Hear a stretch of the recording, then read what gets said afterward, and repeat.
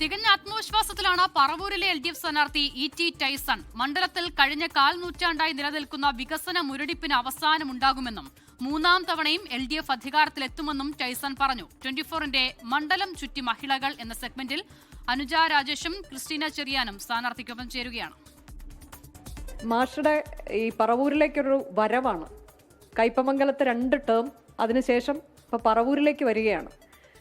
എങ്ങനെയെങ്കിലും മണ്ഡലം പിടിച്ചെടുക്കുക എന്നതാണോ, പ്രതിപക്ഷ നേതാവിന് ഒരു ടൈറ്റ് ഫൈറ്റ് കൊടുക്കുക എന്നതാണോ?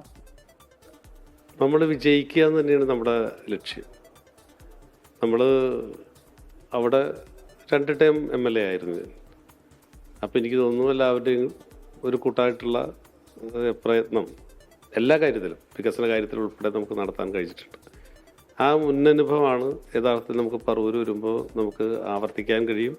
ഇവിടെ വരുമ്പോഴും വളരെ സ്നേഹമുള്ള രീതിയിലാണ് ആളുകൾ നമ്മളോട് പെരുമാറുന്നത്.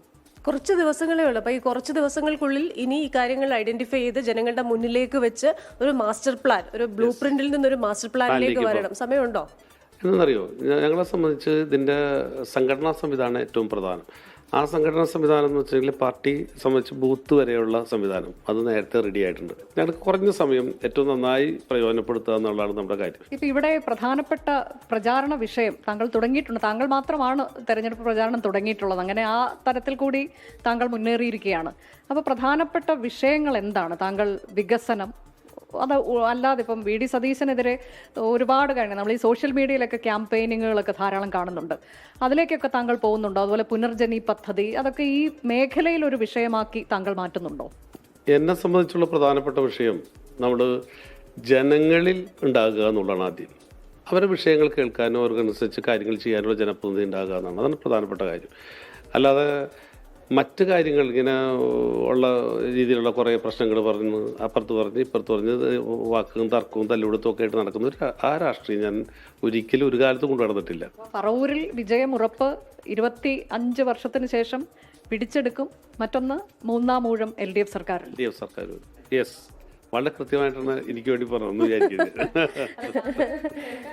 യെസ്, അത് ആ പറയുന്നത് 3 കാര്യം. മൂന്നാം ഊഴം LDF ഇവിടെ നമ്മൾ വിജയിക്കും. നല്ല ഗംഭീരമായിട്ടുള്ള പദ്ധതികൾ ജനങ്ങളുമായിട്ട് ബന്ധപ്പെട്ട് നടപ്പിലാക്കാനുള്ള നല്ല ശ്രമം നമുക്ക് ആരംഭിക്കാൻ കഴിയും. ഇതാണ് എൻ്റെ വിശ്വാസം. അപ്പൊ മാഷെ, ഓൾ ദി ബെസ്റ്റ്. എന്തായാലും മാഷിന്റെ കയ്പമംഗലം മോഡൽ ഓഫ് ഡെവലപ്മെന്റ് ഇവിടെയും പറവൂർ മോഡൽ ഓഫ് ഡെവലപ്മെന്റ് ആക്കാൻ സാധിക്കട്ടെ. അപ്പോൾ all the best. Thank you so much.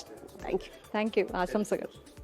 അപ്പോൾ അതാണ്, വളരെ ജനകീയനാണ്, സിറ്റിംഗ് MLA ആണ്. ഇത്തവണ VD സതീശന് നിയമസഭയിലേക്ക് എത്താൻ കഴിയില്ല എന്നുറപ്പിച്ച് പറയുകയാണ്. ഒപ്പം LDF സർക്കാർ മൂന്നാം ഊഴത്തിലേക്ക് എത്തും എന്നുകൂടി ആത്മവിശ്വാസത്തോടെ പറയുകയാണ്. ഏറ്റവും സൗമ്യനായ ഒരു MLA കൂടിയാണ്. അദ്ദേഹത്തെ പറവൂരിൽ ഇറക്കിയുമ്പോൾ കൃത്യമായ ലക്ഷ്യമുണ്ട് ഇടതുപക്ഷത്തിന്, CPIക്ക് എന്നുള്ളതും വ്യക്തമാണ്. ഏതായാലും കാഴ്ചപ്പാടോടെ തന്നെയാണ് അദ്ദേഹം ജനങ്ങളിലേക്ക് എത്തുന്നത്.